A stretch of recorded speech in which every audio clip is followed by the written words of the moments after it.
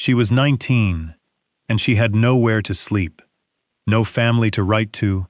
no wages coming, no plan past the end of the week, just a tin thimble in her apron pocket and 2-pound coins knotted into the corner of a handkerchief. And with that £2, Margaret Reed bought the derelict village station at Ashcombe Halt, a timber and slate ruin nobody in the parish would touch, sold off by the closed branch line for the price of a loaf and a pot of tea. But what nobody in Ashcombe knew, and what Margaret herself would not know until she lifted the third flagstone in the waiting room floor, was that beneath those flags lay a sealed chamber holding parish records, silver plate, and legal papers hidden away for the best part of 40 years. Papers that would overturn an inheritance the whole town had accepted as settled and shake Ashcombe to its foundations. Settle in for this one, and before we begin, do tell us in the comments where you're watching from. We love to know who is listening in tonight. Margaret Reed was born in the spring of 1852 in a 2-room cottage on the outskirts of a Somerset village called Petherton Bridge, the only surviving child of a stonemason named John Reed and his wife Anne, who took in mending and sometimes laid out the dead for the parish when the older women were too tired. Her father was a quiet man with a chipped thumbnail from a mallet slip he had never let heal properly, and he taught Margaret, without meaning to teach her anything, how to look at a wall and see whether the mortar was sound, how to tell dressed stone from rubble fill, how to knock a slate and hear whether it rang true or answered dull. Her mother, patient and thin, taught her to darn a stocking so the mend would outlast the wool, to boil a shirt collar white with lye and blue, to render mutton fat for candles when there was fat to spare, and to keep the household accounts in a small brown book with a piece of string sewn into the spine. There was a little brother once, called Thomas, who lived 9 months and was buried under a slate marker, "John cut himself," and after that, Anne Reed's cough set in and did not leave. When Margaret was 11, her mother died in the front room on a Tuesday in February, and John Reed carried the coffin to the churchyard on his own shoulder because he would not let the parish do it, and then he sat down at the kitchen table and drank tea for a long time without speaking. After that, it was the two of them, and John Reed sent Margaret up the lane 3 days a week to help at the vicarage, where the housekeeper was a widow of 60 called Mrs. Hester Wainwright,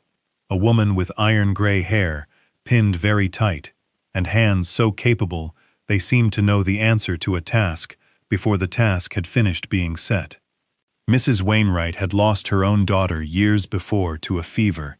and though she never spoke of it, she took Margaret in the way a good gardener takes a cutting, carefully, with attention, and with the expectation that it would grow. She taught Margaret to bake a loaf that would keep 4 days, to raise a pie crust with hot water and lard, to press linen with a flat iron heated on the hob without scorching, to keep the vicar's household books in double column, to compound a poultice of comfrey and mustard for a sprained wrist, and to hold her tongue when gentlemen were speaking foolishness in the next room. She taught Margaret, most of all, to look a room over on entering and see at once what needed doing, and to do it without being asked. In the 4 years Margaret worked at the vicarage, she was paid 2 shillings a week and her tea, and Mrs. Wainwright gave her, on her 15th birthday, a small brass thimble of the older sort, worn smooth on the crown by another woman's finger, over 40 years of stitching, and she said, plainly, that a girl who could sew could feed herself in any parish in England. When Margaret was 16,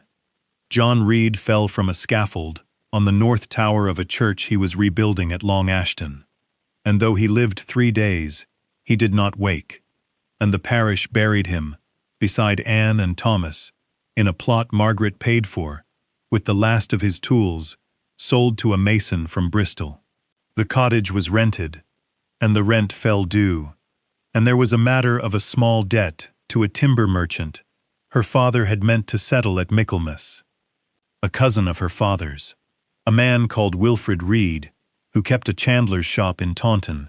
came in a hired trap and looked over the cottage, and the tools, and the little brown accounts book, and he told Margaret in the front room, standing with his hat in his hand, that he could not take a girl of 16 into a house where his wife's temper was already tried, and that she must find a place, and that he would settle the timber merchant so the family name should not be spoken of. He was not unkind. He gave her 3 shillings and a cold meat pie wrapped in a cloth, and he took the tools and the brown book with him when he left, and Margaret watched the trap go down the lane, and understood that she was alone in the world, in a way she had not been alone the week before. She kept the brass thimble. She kept a folded square of her mother's blue Sunday shawl, wool so fine it could be drawn through a wedding ring, and a small carved wooden bird her father had whittled for Thomas, the winter before Thomas died. A wren, no bigger than a walnut, with the eye marked in pencil and never painted in. These 3 things she wrapped in a scrap of oiled linen and tied with string, and she carried them in the deep pocket, sewn inside her second-best skirt, and she did not put them down for the next 3 years, even when she had almost nothing else. She went to Mrs. Wainwright at the vicarage, who took her in for a season without wages, and then to a farm at Chewton, where she milked and mended for her keep, and then to a draper's back shop in Wells, where she stitched shirt collars by lamplight until her eyes ached, and then, at 18, to a lodging house in a small market town called Ashcombe, where she had heard through a carrier that a seamstress was wanted at a linen shop on the square. The seamstress place fell through. A niece had been given it the week before, and Margaret found herself in a strange town with £2 and 4 shillings in a handkerchief, a bed paid for 1 more night, and no next place to go. The lodging house at Ashcombe stood at the narrow end of a lane behind the Corn Exchange, and it was kept by a Mrs. Bickle, a widow of about 55, who wore a black stuff dress and a cameo brooch, and who spoke to her lodgers only when money was owed or a rule had been broken. Margaret had taken the small back room on the 2nd floor, a room with a sloped ceiling and a single window looking out over slate roofs and a piece of the churchyard wall, and she had paid 1 shilling a night for 6 nights, and been civil and clean and quiet, and Mrs. Bickle had at first been civil and clean and quiet in return. On the 7th morning, when Margaret came down to the passage to leave for the linen shop on the square, where the seamstress place, though gone, had left a slim hope that other work might be found near it, she saw that Mrs. Bickle had pinned a folded slip of paper to the door of the back parlor with her name on it, Miss Reed, in a neat sloping hand. Margaret unpinned it and read it standing in the cold hall. The note said, in 6 lines, that the room was let from Friday to a commercial gentleman from Bridgewater who had written ahead that Mrs. Bickle regretted the necessity and wished Miss Reed every success, that the bed linen was to be stripped by 10 o'clock, that the wash jug was to be emptied, and that any further nights could not be offered as the house was full. There was no signature and no unkindness in the words. The unkindness was the paper itself, and the pin, and the small, careful hand that had not troubled to knock. Margaret folded the note in half and put it in her apron pocket beside the thimble, and she went upstairs and stripped the bed as she had been asked. She folded the sheet and the blanket and the coverlet in 3 neat piles at the foot of the ticking mattress. She emptied the wash jug into the slop bucket and rinsed it and set it upside down on the washstand. She swept the small hearth with a hand broom she found behind the coal scuttle, and she brushed out the ashes into the grate so that the next lodger would find the room as she had found it. Then she opened the oiled linen bundle in her pocket to be sure of it, and she counted the coins in the knotted handkerchief. 2 sovereigns, 4 shillings, a threepenny piece, and a bent halfpenny, and she tied them up again and put them into the deep skirt pocket beside the bundle. She put on her bonnet and her shawl, She carried her small canvas bag, with her second shift, and her comb, and her Sunday stockings, and a piece of soap wrapped in newspaper. And she went down the stairs, and out through the back door of the lodging house, without seeing Mrs. Bickle, who was busy in the front kitchen with a delivery of coal. In the yard she stopped and settled the shawl across her shoulders, and pulled the strings of her bonnet tight, and she took a slow breath of the cold air, and looked at the sky over the roofs to judge the weather, as her mother had taught her, and as Mrs. Wainwright had taught her again, and she saw that the low cloud was thinning towards the west, and that there would be light rain by noon, and dry ground by evening. She did not stand in the yard for long. She had learned in 3 years that standing still in a strange place drew attention and drew questions, and that neither attention nor questions helped a girl alone, and that the thing to do when a door closed behind her was to walk while she could still think, and to keep her hands busy with the straps of her bag so that they did not tremble, and to keep her face composed as if she were on an errand for a mistress, rather than on no errand at all. She went out of the lane, and across the corn exchange yard, and down the square, past the linen shop, where the niece was already at the window, rolling a bolt of gray calico, and she did not look in. She walked out of Ashcombe by the road that ran west, because the west was where the low cloud was thinning, and because the carrier who had first spoken to her of the town had come in from that direction,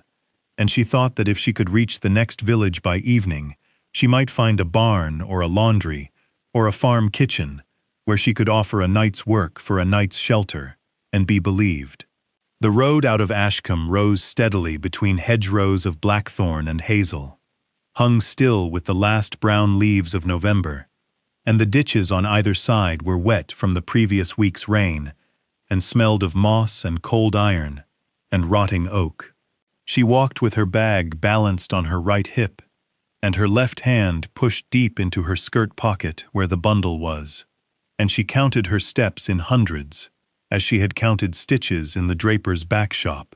and after every 1,000 steps she stopped and set the bag on the top of a gate or a stone, and rested her arm and looked at the country. It was a broad country of small fields, divided by dry stone walls and pollarded willows, of ash and oak in the hollows, of church towers rising 3 and 4 miles apart across the low ridges, and the road she was on dipped and rose and dipped again through the folds of it. She passed a shepherd moving a small flock along a lane, and touched her bonnet to him, and he touched his cap to her without speaking. She passed a woman gathering nettles into a sack for a pig, and gave her good day, and the woman answered, and asked her where she was walking, and Margaret said only,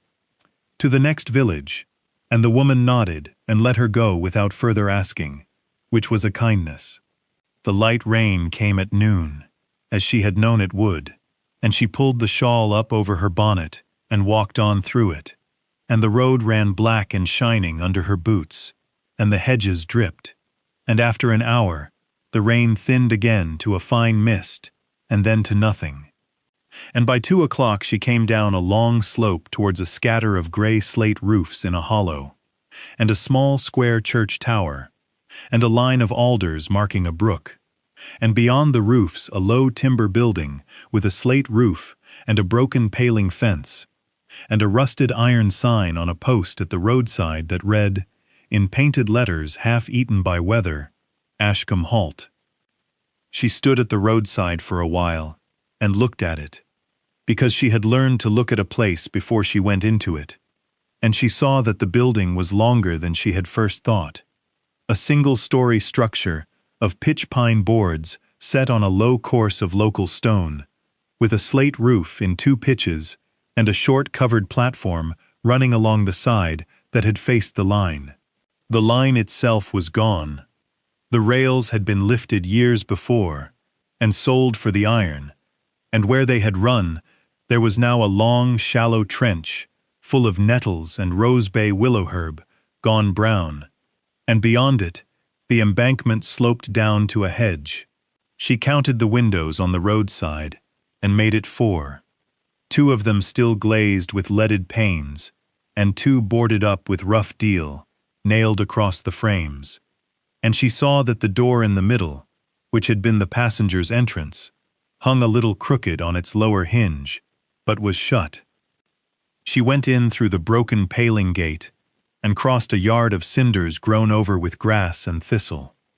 At the door, she set down her bag and tried the iron ring latch and found it stiff, but not locked. She pushed the door in with her shoulder, and it opened onto a passage that smelt of cold soot, damp plaster, and mice. The passage ran the length of the building. To the right was the waiting room, 12 feet by 16 by her stonemason father's inherited measure, with a floor of gray flagstones laid in irregular sizes, a cast-iron stove in the middle, set on a hearth of fire brick, a pine bench built into the far wall under the platform window, and a plaster ceiling, stained brown in 3 places by roof leaks. The plaster was sound where it was not stained. The bench was salvageable. The stove was rusted on the top plate, but its door still swung, and its flue rose true through the roof. To the left was the ticket office, 6 feet by 8, with a small hatch of pitch pine cut through into the waiting room, and a shelf under the hatch, on which the tickets had once been counted. Behind the ticket office was a smaller room that had been the station master's, with a narrow fireplace of cast iron and a cracked marble hearth, 1 shelf of books left behind and swollen with damp beyond reading, and a truckle bedstead of iron with no mattress. At the back of the passage was a lean-to scullery, with a stone sink, a copper set in brick for boiling water, and a door out to a walled patch of garden gone to bramble. Margaret walked the length of it slowly, and put her hand on each wall in turn, as her father had taught her. She judged that the timbers were sound, because the ground was well drained, and the slate had held over most of the roof, and that 3 slates only were slipped on the road pitch and could be reset from inside, without a ladder against the eaves. She judged that the 2 boarded windows would want new glass, but that the frames themselves were true. She judged that the stove would draw once the flue was swept, and that the copper in the scullery, though its brickwork was cracked on one side, would boil water for washing, and for a bath in a tin tub if she could find one. She sat down on the pine bench under the platform window, and opened the oiled linen bundle in her lap, and set the 3 items on the bench beside her. The brass thimble worn smooth on its crown, the folded square of blue Sunday shawl, and the small carved wren, no bigger than a walnut with its penciled eye. She looked at them for a long moment, and then she wrapped them again, and put them back in her pocket, and she said aloud, in the quiet of the room, that she would begin with the flagstones, because they were dirty, and because a clean floor was where her mother had always begun.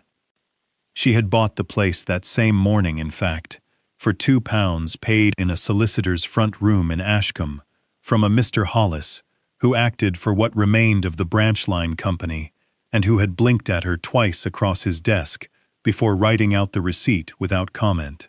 The line had been closed 9 years. The land the station stood on had been offered at auction, and had not sold, and had been offered again, by private treaty, at a nominal figure to be rid of the tax on it, and Margaret had heard of it from the carrier's boy in Ashcombe Yard while she waited for the west road to dry, and she had turned back into the town and walked into the solicitor's office and laid the 2 sovereigns on the desk and asked what she must sign. Mr. Hollis had given her the receipt, the key, and the address, and had wished her, in a dry voice, good afternoon. She began that afternoon with the flagstones, and it was in the course of cleaning them that she found what was beneath the 3rd one. She had swept the waiting room floor first with a broom of birch twigs bound with wire that she had made herself in the yard, having noticed a birch by the paling gate, and having remembered how Mrs. Hester Wainwright had bound the vicarage brooms in autumn. She had swept out the accumulated leaves and mouse droppings, and the cindery dust that had blown in under the door for years, and she had carried it all out in a rusted coal scuttle to the compost patch behind the scullery.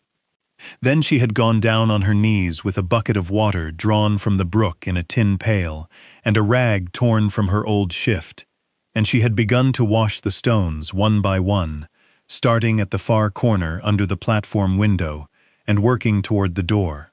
She found the sound on the third stone in the third row. It was not a sound she was looking for, but her father's teaching came up in her, without her thinking about it, because a stone laid on solid ground has a different note under a knuckle from a stone laid over a void. She had rapped, without meaning to, on the corner of the third stone as she lifted the rag away, and the note that came back was hollow and slightly higher than the note of the two stones on either side of it. She sat back on her heels and rapped again with the flat of her knuckle, and then again in 3 places along the stone, and each time the note was the same, and each time it was wrong. She stood up and fetched from the scullery an old iron poker that had been leaning by the copper, and she wedged its point into the mortar joint at one corner of the stone and worked it patiently along the seam. The mortar was old and dry and came away in gray crumbs.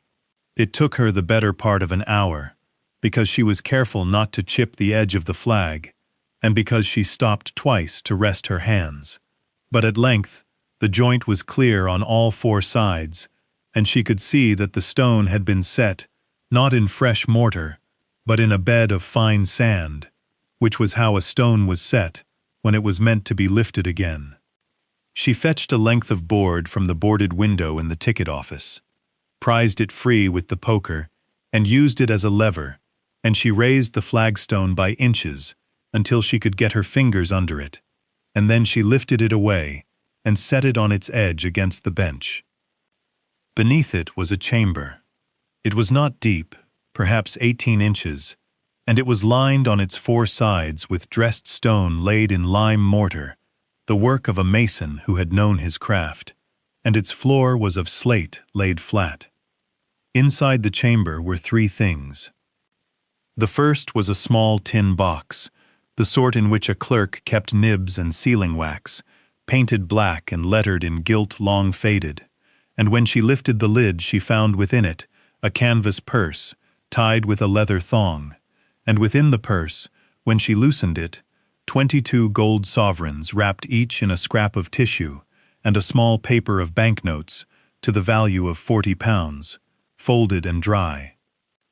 The second was a bundle of papers tied with red tape. She lifted them out with both hands because they were heavier than they looked,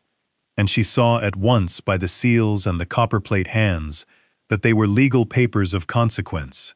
and beneath the red tape a smaller bundle of parish registers in the brown boards of the vestry,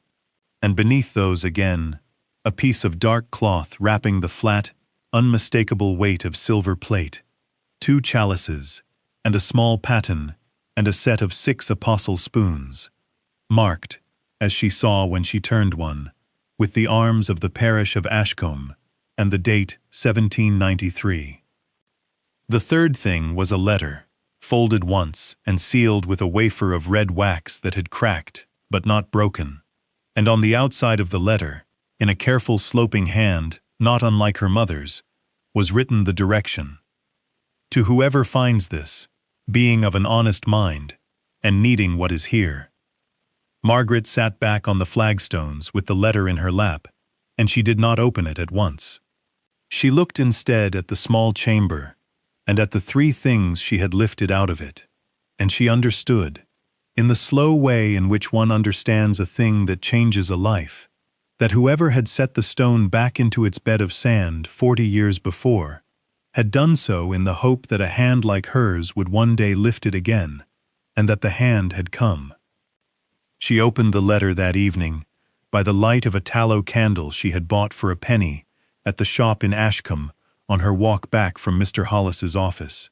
set in a saucer on the pine bench, and she read it twice, once through, without stopping, and once slowly, and then she folded it again and put it inside the oiled linen bundle, with the thimble and the shawl and the wren, because it belonged with them now. The letter was signed by one Josiah Penrose, formerly clerk to the parish vestry of Ashcombe, from 1810 to 1832, and after that station master at Ashcombe Halt, from the opening of the branch line in 1836 until his death, which he had felt approaching when he wrote, in the autumn of 1838.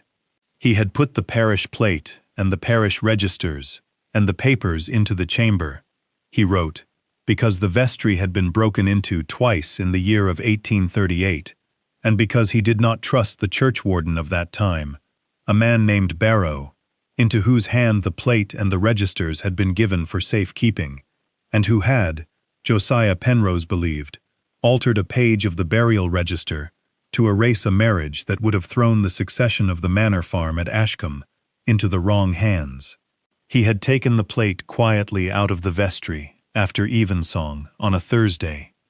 and had substituted a note to himself that he had removed it for cleaning, and he had never returned it.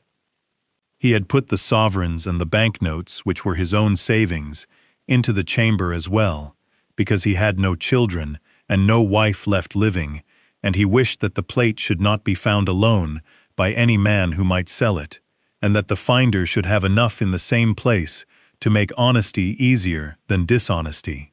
He hoped, he wrote in the last line, that the hand which lifted the stone would be a hand that had known hard work and would use what was there for a plain purpose. The next morning, Margaret walked back into Ashcombe with the letter and the bundle of legal papers and the parish registers wrapped in her shawl and carried inside her canvas bag, and she went first to the vicarage of Ashcombe and asked to see the vicar, who was a man of about 50, named the Reverend Amos Chettle, thin, spectacled, and slow of speech, who received her in his study without ceremony, because she asked him plainly, and because she was carrying, as she said at the door, parish property. She laid the registers and the papers on his desk, and gave him the letter to read. He read it twice, as she had, and then he took off his spectacles and cleaned them on a square of linen and put them on again, and he said quietly that Josiah Penrose had been remembered in the parish as a careful man, and that the churchwarden Barrow had died in prosperous circumstances 40 years before,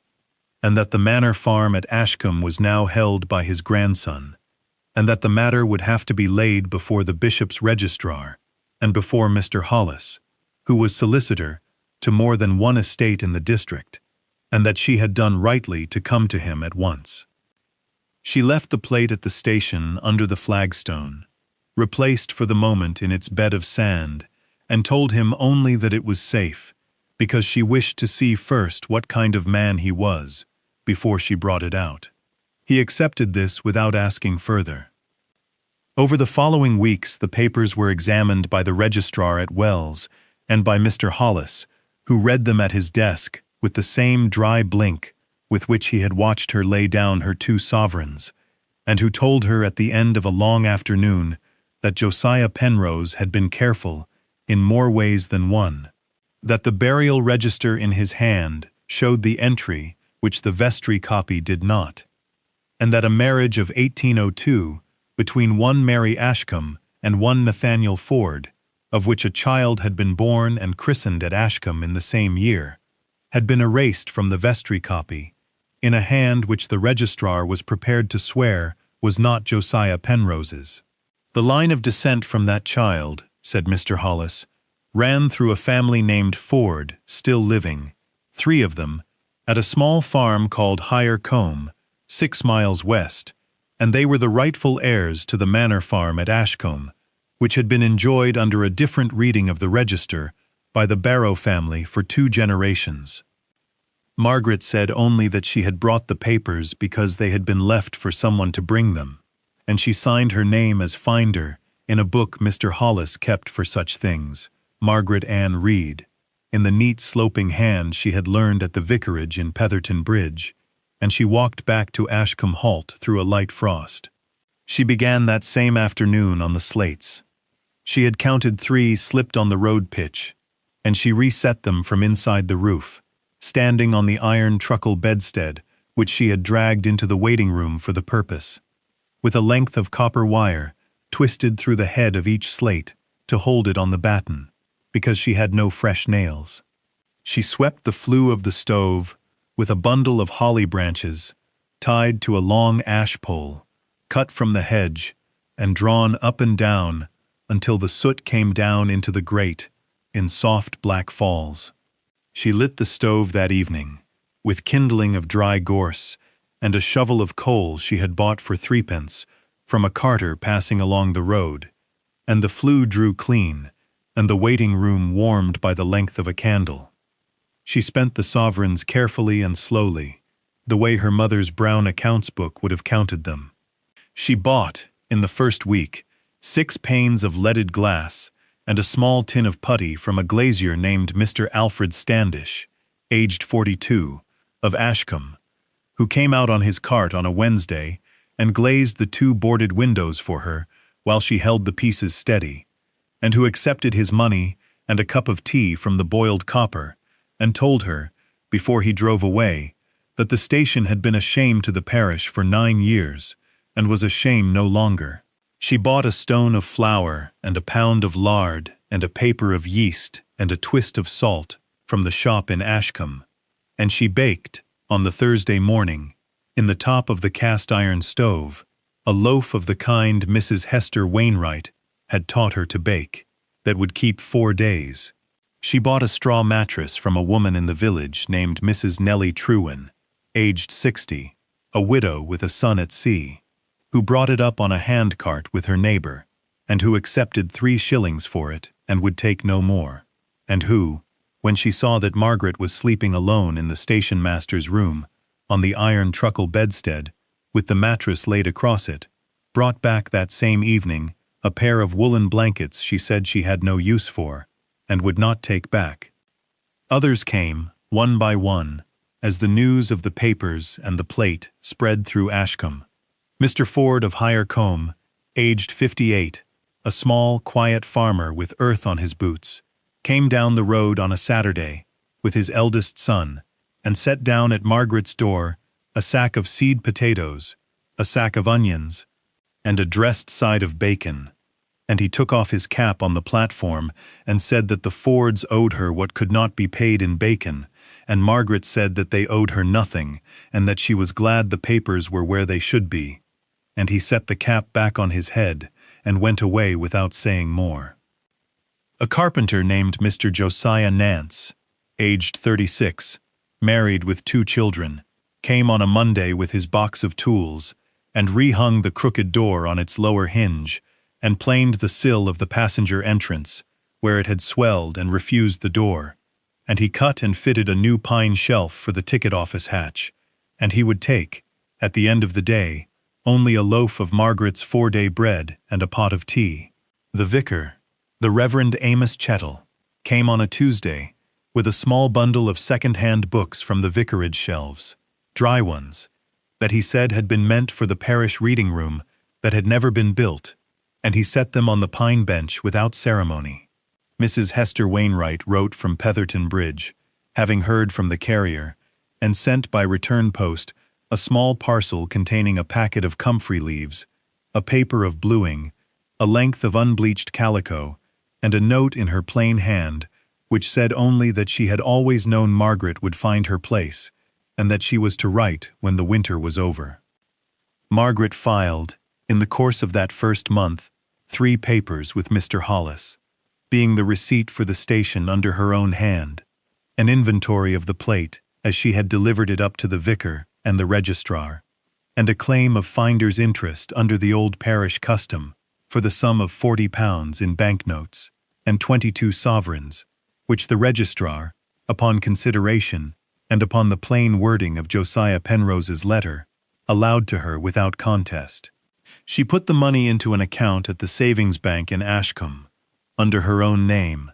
drew from it only what she needed, and kept in the tin box beside the stove a small brown accounts book bought for a penny at the stationer's on the square, in which she entered every shilling in and every shilling out, in double column, as her mother had kept them, and as Mrs. Hester Wainwright had taught her a second time to keep them. By the middle of December, the waiting room was clean and warm, its flagstones washed, and the third stone in the third row reset in fresh lime mortar over the empty chamber, the plate and papers being now in the vestry at Ashcombe, under a new lock. The two glazed windows let in a clear north light. The stove drew. The pine bench under the platform window held 3 cushions Margaret had stitched from the length of unbleached calico Mrs. Hester Wainwright had sent, stuffed with dry bracken from the embankment, and covered with a piece of the blue Sunday shawl, cut with steady hands, and hemmed with the brass thimble on her finger, the thimble that another woman had worn smooth over 40 years of stitching, worn a little smoother now.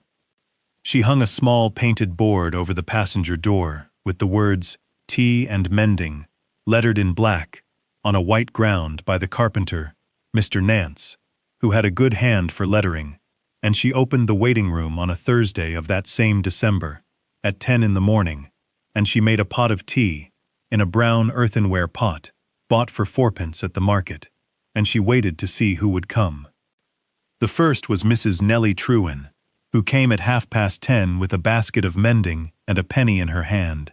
and who sat on the pine bench under the window and drank a cup of tea while Margaret sewed a patch on the elbow of her son's shore-going coat with stitches so small the cloth seemed to close itself. Then came a girl of about 12 named Alice Hobbs, sent by her mother from a cottage at the top of the village, with a linen sheet split down the middle and a request that it be turned sides to middle for 6pence, and Margaret took the sheet, made the tea, and sent the girl away with a piece of the 4-day bread. Then came Mr. Standish the glazier, with no work for her but a stone jar of pickled onions his wife had made, and he sat and drank a cup of tea and told her the market prices for glass in Bristol, and how they had risen. Within a fortnight, the waiting room at Ashcombe Halt had become, without any declaration of the fact by anyone, the mending room of the parish. Women came in on their way to and from the shops in Ashcombe, sat on the bench, drank a cup of tea for a penny, and left their torn aprons, worn sheets, ripped shirts, and unraveling stockings in a basket by the stove. Margaret worked through the basket in the afternoons, and returned the mended things in a second basket on Thursdays and Saturdays.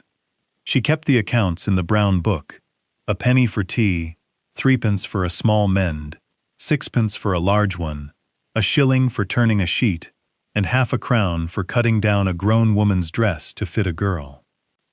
The vicar came in once a week for a cup of tea and a piece of bread, and he brought her, in January, 3 orphaned parish account books that had been lying damp in the vestry, and he asked her whether she would keep them for him in double column, and she agreed, and he paid her 1 shilling and 6pence a week for the work, entered as the vicar's clerkship in her brown book. Mr. Hollis the solicitor sent her, in February,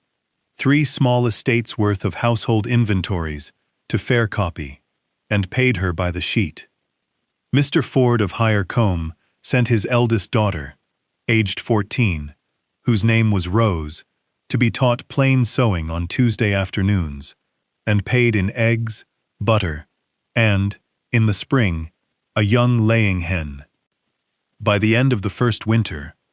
people in Ashcombe knew her name. She was Miss Reed at the station. Small rituals formed. The carrier stopped at the platform gate on his way west on a Monday morning to leave the Bristol newspapers, folded flat, and to take away her letters. The Reverend Amos Chettle held a short service in the waiting room on the Sunday afternoon before Christmas, because the vestry chimney was smoking, and he stood before the pine bench and read the lesson, while 16 villagers sat on chairs Margaret had borrowed from Mrs. Trewin's kitchen, and afterwards they drank tea and ate cake made with an egg from Rose Ford's hen. The station, which had been a shame to the parish for 9 years, and had been offered by private treaty, at a nominal figure, to avoid the tax on it, was, by the end of that spring, a warm, dry timber and slate building, with clean flagstones, drawing chimneys, glazed windows, a mended door, a walled garden freshly turned, 4 rows of potatoes, and a bed of onions set in it by Mr. Ford and his son on a Saturday in March, a laying hen in a small pen at the scullery end, and a lettered board above the door, reading Tea and Mending. It was not grand. It was warm, functional, respected, and filled with purpose, and the woman who kept it was known by name, and greeted by name, and paid by name, and her name was Margaret Reed. On a Thursday evening in May, with the stove drawn low and the door open to the platform, Margaret sat on the pine bench under the window, with the brown accounts book closed on her lap, and the day's basket of mending finished by her feet. The light came in level across the flagstones, and touched the 3rd stone in the 3rd row, where the fresh lime mortar had set pale against the older gray. She took the oiled linen bundle from her skirt pocket, untied the string, and laid the 3 things out on the bench beside her. The brass thimble worn smooth by Mrs. Hester Wainwright's finger over 40 years of stitching, the folded square of her mother's blue Sunday shawl, and the small carved wren, no bigger than a walnut, with the penciled eye that her father had cut for Thomas. Beside them she laid the folded letter of Josiah Penrose, clerk to the vestry from 1810 to 1832, and station master until his death, who had set a stone back in its bed of sand nearly 40 years before, in the hope that a hand like hers would one day lift it. She looked at the 2 things longest, the thimble and the letter, 2 objects from 2 people she had never met in the same room, both of whom had lost a child and had loved another child they never saw grow, and both of whom had chosen, in their quiet way, to leave her something. She thought of Wilfred Reed, who had taken the tools and the small brown accounts book and given her 3 shillings and a cold meat pie, and of Mrs. Bickle, who had pinned a folded note to the back parlor door. She thought of the niece at the linen shop, rolling gray calico in the window. She did not think of them long. She wrapped the thimble, the shawl, and the wren again in the oiled linen, put the letter with them, and tied the string. Margaret Reed had been 19 and homeless, with a tin thimble in her apron pocket, and 2-pound coins knotted into the corner of a handkerchief, and she had spent those 2 pounds on a derelict station that no one else would touch. It was the best 2 pounds she ever spent. If this story has warmed you the way that Stove warmed the waiting room at Ashcombe Halt, take a moment to subscribe and share it with someone who has been told that what they have is not enough. Leave a comment and tell us where you are watching from. And, if you will, tell us this: what abandoned thing in your own life, a room, a skill, a name, a promise, might be worth lifting the stone to look beneath, and who taught you to listen for the hollow sound?